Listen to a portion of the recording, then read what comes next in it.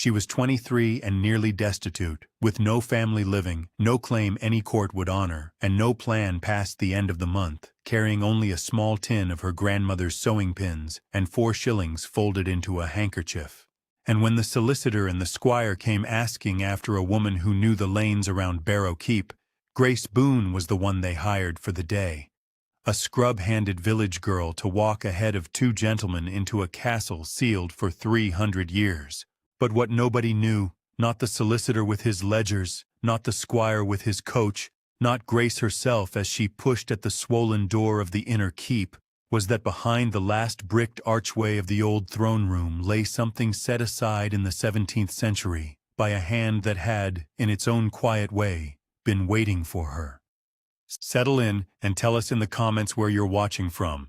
This is a story worth staying for. Grace Boone was born in the spring of 1843 in the village of Little Harnwick, 3 miles east of Barrow Keep, in a low cottage of pale limestone that had belonged to her mother's people for 4 generations. Her father was a wheelwright who died of pleurisy when Grace was 6, and her mother, who had been in service at the vicarage before she married, kept the 2 of them fed by taking in mending and by cooking Sunday dinners for the curate until the winter of 1856, when a slow fever carried her off in 11 days. Grace was 13 and had no near relations, and she was taken in without ceremony and without paperwork by the housekeeper at Ashbury Grange, a widow of 61 named Mrs. Marge Penhale, who had known Grace's mother since both were girls, and who considered the matter settled the moment she saw the child standing in the kitchen yard with her mother's shawl folded over one arm.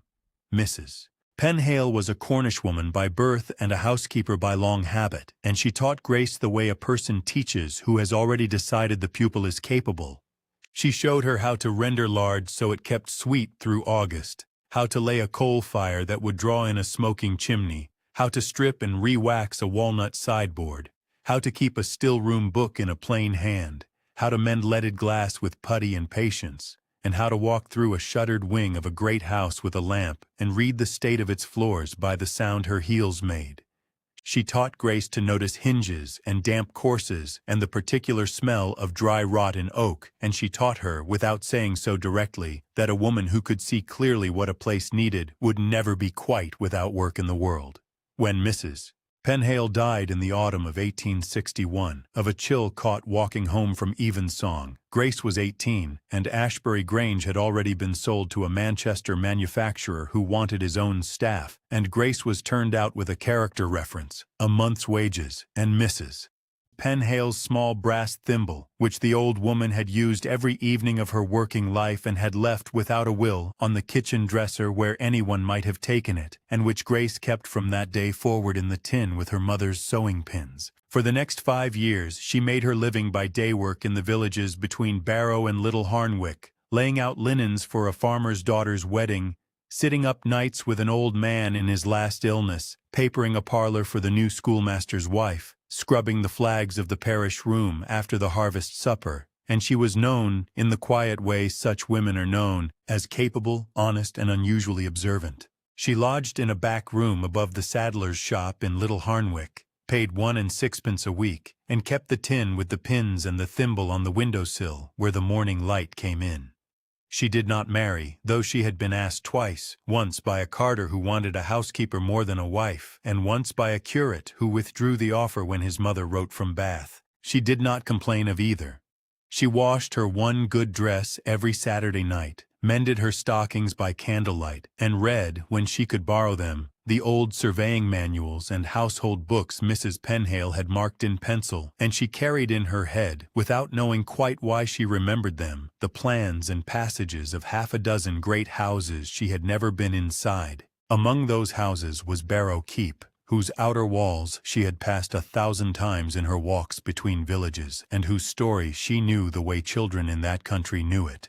That the last of the old line, a childless baron, had shut the inner keep in the winter of 1560-something, after a family quarrel no one now remembered, and had died on the road to London the following spring, and that the castle had passed by unclear inheritance from one distant cousin to another for 300 years, no claimant willing to spend what it would take to open the sealed rooms, and no court willing to award them without an inspection no one had ever made.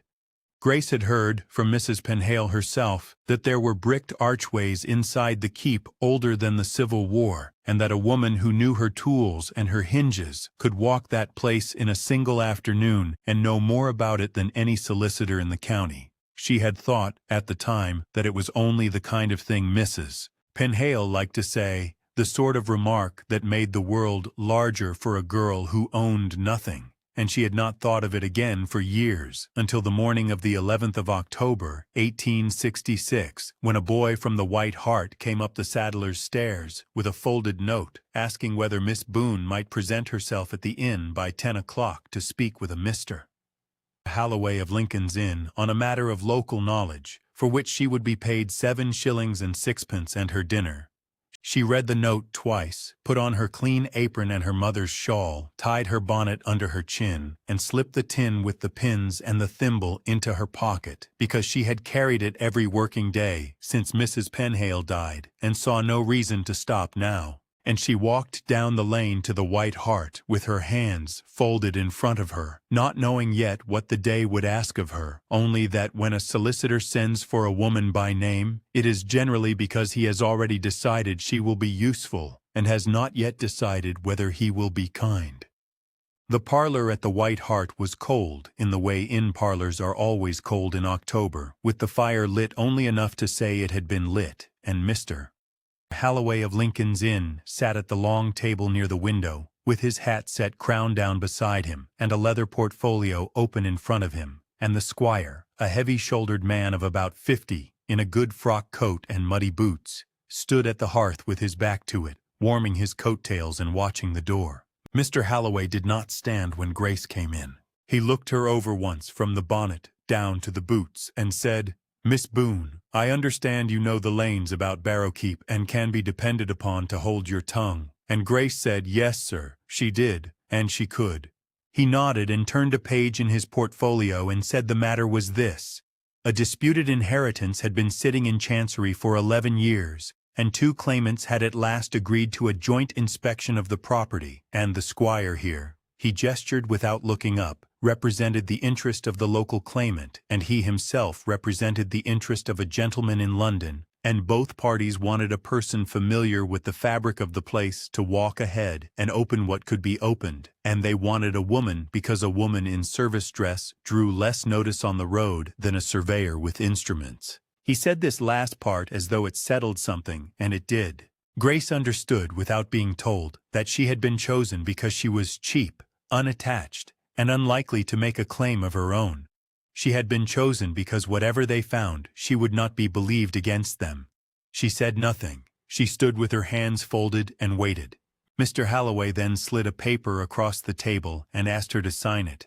A short thing, 3 lines, in which she agreed that any object, document, or article of value discovered within the walls of Barrow Keep on that day was the property of the estate, and not of the finder, and that she waived, for herself and her heirs, any interest in the same. He offered her the pen without ceremony. The squire, at the hearth, cleared his throat and said, "It is only a formality, girl," in the tone men use when a thing is not a formality at all. Grace looked at the paper. She read it through twice, because Mrs. Penhale had taught her never to sign what she had not read twice, and then she took the pen and signed her name in the plain hand she had learned from a still-room book, and she pushed the paper back across the table. Mr. Halloway blotted it, folded it, and put it in his portfolio without a word of thanks. The squire said the trap was outside and they would leave within the quarter hour. Grace was told to wait in the yard. She waited in the yard.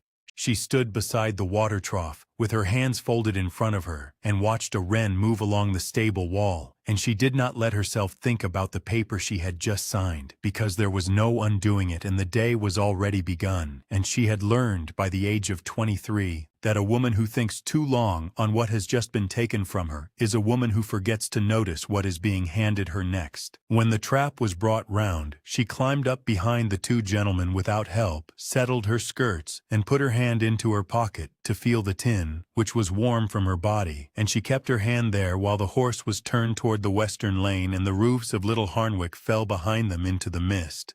The lane from the White Hart to Barrow Keep ran 3.5 miles through low country that had been grazed thin by autumn, and the mist that morning lay along the hedges in long gray banks that did not lift even when the sun came through, and Grace, sitting on the plank seat behind Mr. Halloway and the squire, kept her shawl close about her shoulders and watched the country pass.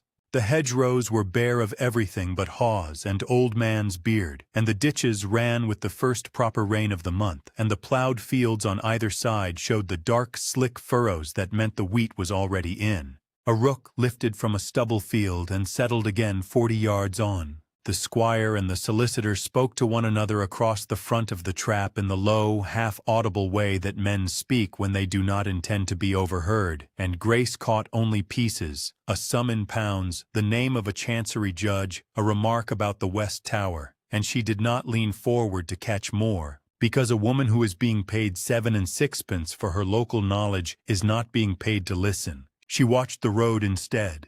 She watched the way the lane climbed a low ridge and then bent north through a stand of oak that had been coppiced within her lifetime and not since, and she watched the first gray shoulder of Barrow Keep come up over the trees, still a mile off, and she felt the old catch in her chest that the sight of it had always given her, from the first time Mrs. Penhale had walked her past it as a girl of 14 and said, "That place has been shut so long even the mice have forgotten the way in."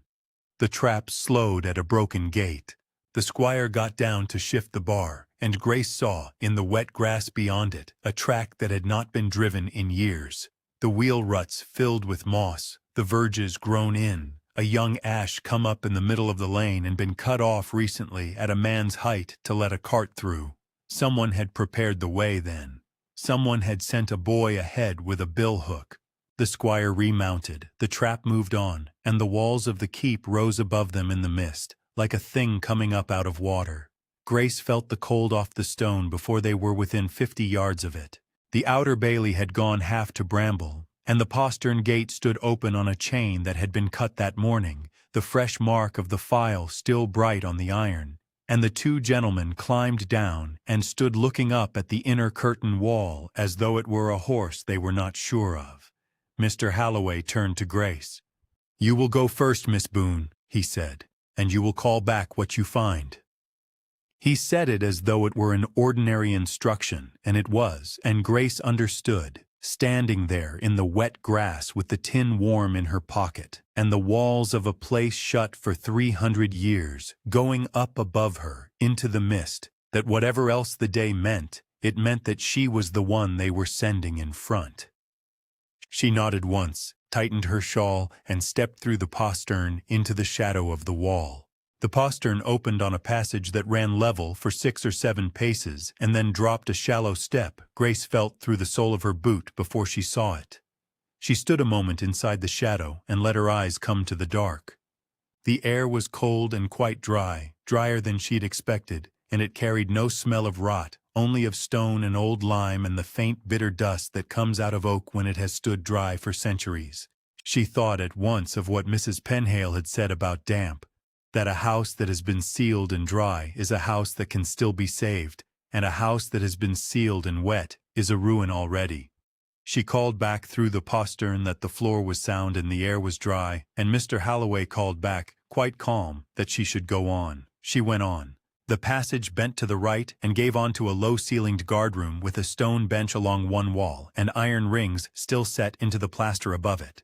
Beyond the guardroom, an oak door stood on iron hinges that had rusted into their sockets a long time ago.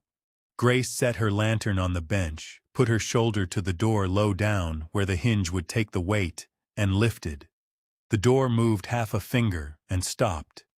She lifted again, evenly, and it moved another finger. She did not force it.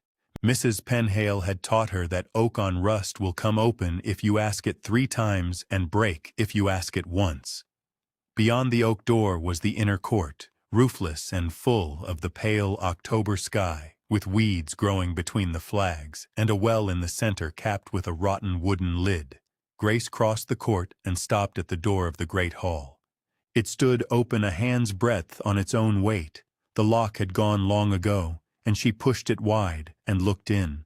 The great hall was longer than she had thought, 30 paces perhaps, and its roof was still whole. The Louvre above the hearth had let in 3 centuries of rain onto the flags in one wet patch beneath it, and around that patch the floor was dry and unmarked. The trestles were gone. The plaster was cracked in the shape of an old lightning strike above the west window. A tapestry frame hung on one wall with the tapestry itself long since eaten to threads. Grace walked the length of it and put her hand once on the stone of the hearth, which was cold as a slab, and went on. At the far end of the hall, a low door gave on a stair that turned twice and came out at a bricked archway. The archway had been walled up in courses of red brick set into old gray mortar, and the mortar had been worked over the joints with a finger, not a trowel. Grace set the lantern down on the top step. She took from her pocket the small iron pry bar the squire had handed her at the trap, and she began at the topmost course, and she worked the bar into the joint above the highest brick, and drew it down slowly, and the brick came out into her hand, and behind it was a darkness that gave back no sound. Grace lifted the lantern to the gap and looked in. Behind the bricked archway lay a chamber she recognized at once, from the local story, as the old throne room. Long, narrow, floored in worn oak boards, with a dais at the far end and a high oriel window whose leaded glass had held. The air on the far side was still and dry and colder than the stair. Grace worked another 6 bricks free before the gap was wide enough for her shoulders, and she set them down in a neat pile on the step behind her, because Mrs. Penhale had taught her that a person who tidies as she works never loses a tool. She stepped through into the room. The dais was of oak on a stone plinth, with the seat itself long since taken away, only the pegged holes where it had stood remaining. The tapestries along the north wall had gone black in their folds, but the wall itself, dry and unbreached, still showed the pale rectangles of what had once hung there. A prayer desk stood by the window on its own 4 feet, as though someone had risen from it 300 years ago and simply not come back. Grace crossed to it and set the lantern down on the sill. She called back into the stair through which she had come that the chamber was sound and empty. Mr. Halloway's voice, some distance off in the stone, told her to look about her before they came. She looked about. She saw at once, in the way Mrs. Penhale had trained her to see, that one of the oak boards of the dais step was newer than the rest. Not new, but perhaps 100 years newer, and set in with pegs where all the others were nailed. She knelt, put the pry bar into the seam, and lifted it. Beneath the board was a shallow cavity lined with sheet lead, and in the cavity lay a small oak coffer with iron banding and a plain lock that had rusted through. Grace lifted the coffer out with both hands. It weighed heavier than its size. She sat on the dais step with the coffer in her lap and set her thumb to the lid, and the lock gave without a sound, and the lid came up. Inside, wrapped in a piece of oiled linen still supple in her hand, were 42 gold sovereigns of an old milling and a small purse of silver coin tied at the neck with faded green thread.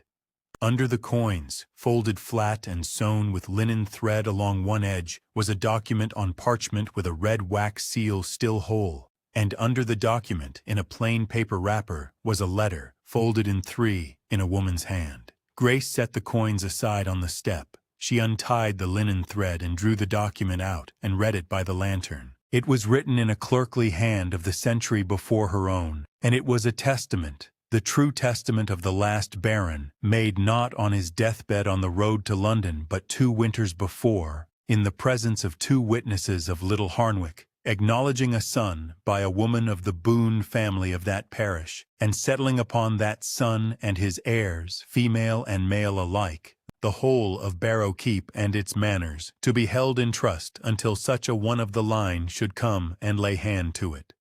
The 2 witnesses' names were set out plainly at the foot. One of them was a Boone. Grace laid the testament down on the oak beside her. She took up the letter. She unfolded it against her knee, and she began, in the still cold light of the throne room, to read. The letter, in the hand of the woman herself, named her as Alice Boone, of Little Harnwick, sempstress by trade, age 29 at the writing, and it said that the child she had borne was 6 years old at the date of the sheet, and healthy, and that the Baron her lover had made proper provision, but had feared his cousins in London, and that she, Alice, had asked him to hide the testament rather than lodge it, until such time as one of hers came to the door. She wrote that she had laid up the sovereigns from her own work and from what he had given her, and that she meant them for whoever of her line should reach this chamber, and that if it was a daughter, she hoped the daughter would use them well, and that she had lived 31 years in the parish, and had loved her son and her work and her small back garden. She signed the letter Alice Boone, Sempstress, of Little Harnwick, in the year of our Lord 1611. Grace folded the letter and put it inside her bodice against the linen of her shift. She put the testament back into the coffer, set the sovereigns and the silver back on top of it, closed the lid, and carried the coffer down the stair to where Mr. Halloway and the squire waited at the foot with their lanterns raised. Grace set the coffer on the flagstones of the great hall and told them plainly what it held. Mr. Halloway went down on one knee beside it and read the testament twice in silence, and then aloud to the squire, and the squire stood with his hands behind his back and said nothing for a long time. Mr. Halloway then asked Grace her mother's maiden name and her grandmother's maiden name, and Grace answered, and Mr. Halloway wrote both down in a small book he took from his coat, and he asked her the name of her grandmother's mother, and Grace, who had heard it once from Mrs. Penhale, answered that also. Mr. Halloway wrote it down. He closed the book. He said the paper Grace had signed at the White Hart bound her against any object of value found in the walls, but it did not and could not bind her against a proved inheritance older than the paper by 255 years. He said the testament would go to Chancery in the morning, and that the coffer and its contents would be lodged with the bank at the county town under seal, and that Miss Boone would need a solicitor of her own, and that if she would permit it he would recommend a man he trusted in Lincoln at a fee she could pay when the estate was cleared. Grace said yes. The squire, who had not spoken, took off his hat, set it on the flags beside the coffer, said, "Miss Boone," and put it back on again, and walked out through the great hall door into the inner court. Grace did not see him again for 3 weeks. They rode back to Little Harnwick in the trap in the falling dusk with the coffer between Grace's feet and the letter of Alice Boone against her skin, and Mr. Halloway did not speak, and Grace watched the hedges pass and thought of Mrs. Penhale's brass thimble in the tin in her pocket and of the sovereigns beneath her heels, and she did not weep because she had not wept in front of gentlemen since she was 13. The rebuilding of Barrow Keep and of Grace's standing in the parish went forward slowly through the winter of 1866 and the spring of 1867 and did not finish in Grace's lifetime. But the first year of it was the year the place became a house again. Chancery moved on the testament with unusual speed because the parchment was old, the seal was whole, the witnesses' names were in the parish register at Little Harnwick, and the line from Alice Boone to Grace was traceable through 5 sound entries of baptism and marriage in the same book.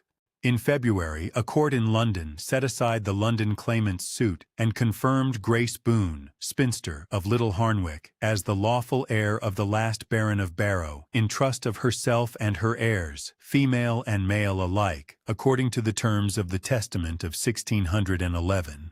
Grace, who by then was lodging in a room at the vicarage by the vicar's own invitation, walked back to the saddler's the same afternoon, packed her tin and her second dress and Mrs. Penhale's household book into a canvas bag, paid her 1 shilling and 6pence for the week, thanked the saddler's wife for 5 years of civility, and did not take the coach. She walked the 3.5 miles to Barrow Keep in a cold February wind with her bag on her shoulder and the letter of Alice Boone still folded inside her bodice, and she went in at the postern this time without any gentleman behind her.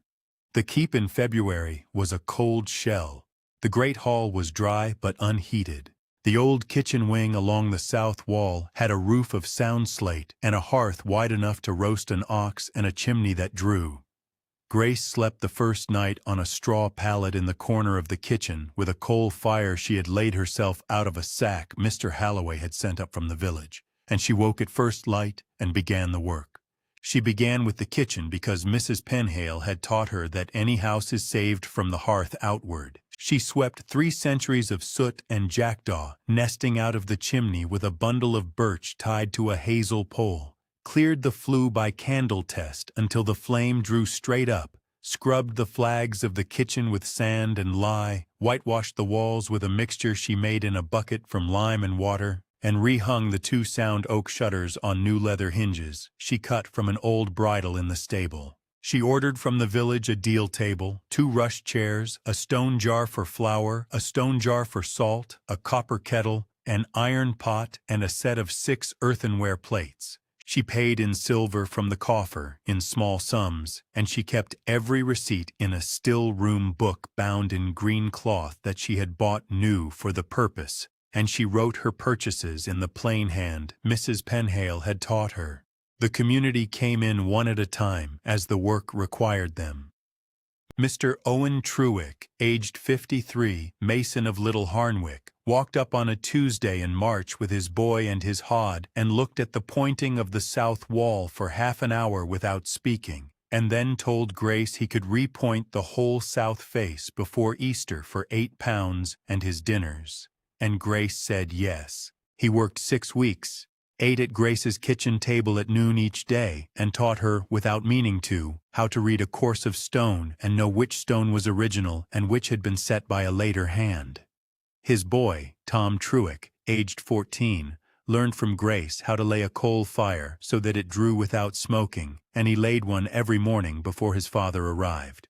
Mrs. Hester Aldwin, aged 48, widow of the Mill Cottage, came up on foot in the 2nd week of March with a covered basket and a jar of preserved damsons, and said she had known Grace's mother in girlhood and had not been able to help her at the end, and would like to help her daughter now, if Miss Boone would permit. Grace permitted. Mrs. Aldwin came up 2 days a week for the rest of the year, plucked and drew a chicken a week, taught Grace how to salt a side of bacon for the winter, and sat with her in the kitchen after supper and said very little, which was what Grace most wanted. Mr. Reuben Halza, aged 61, carpenter of the parish, brought his tools in a cart in April and rehung the great hall door on new iron pintles he forged himself in his shop, replaced the rotten louvre above the hearth with a new one of seasoned oak, and made Grace a plain oak settle for the kitchen ingle nook out of a beam he had saved from a barn 20 years earlier.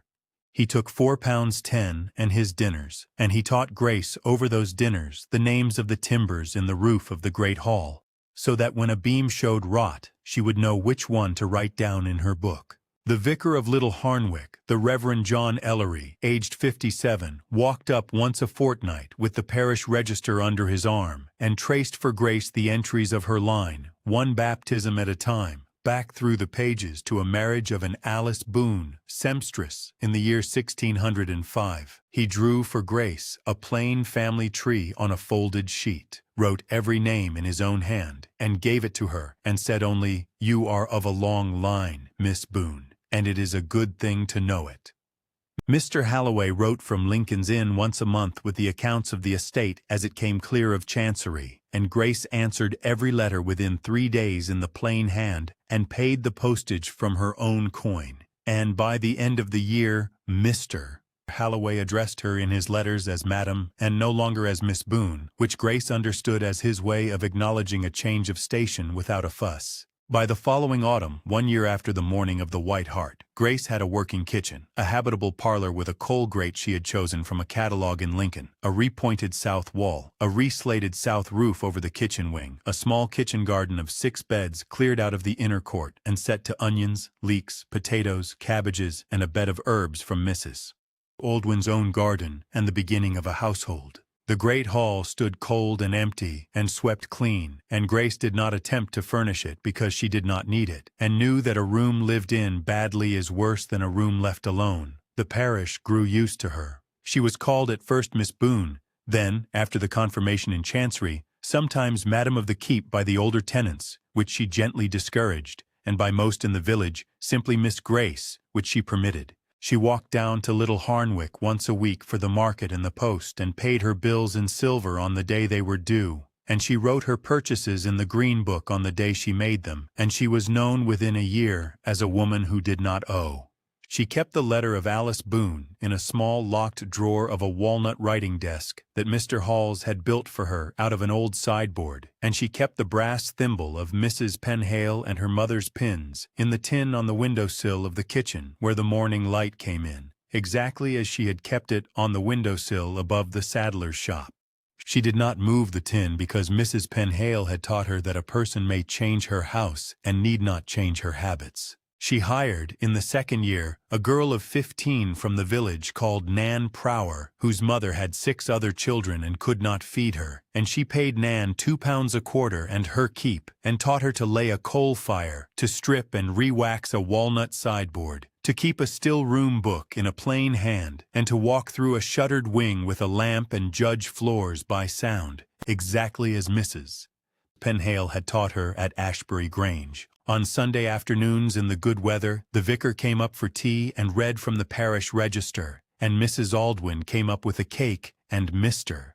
Truick sometimes brought his boy, and they sat in the kitchen at the deal table with the coal fire drawing quietly in the grate, and no one made a speech, and no one called Grace anything but Miss Grace, and the small rituals of the house, the fire laid at 6, the bread set at 7, the market on Thursday, the accounts on Saturday, the letter answered within 3 days, became the rituals of the place, and Barrow Keep, which had been shut for 300 years, was a house again because a woman of the Boone line had come and laid hand to it, as Alice Boone in 1611 had hoped one would. On a still evening in the autumn of the second year, Grace sat alone at the deal table in the kitchen with the coal fire drawn low and the shutters closed against a thin rain, and she took out from the locked drawer of the walnut writing desk the folded letter of Alice Boone, sempstress, of Little Harnwick, and she laid it on the table beside the tin from the windowsill, and she opened the tin and took out Mrs.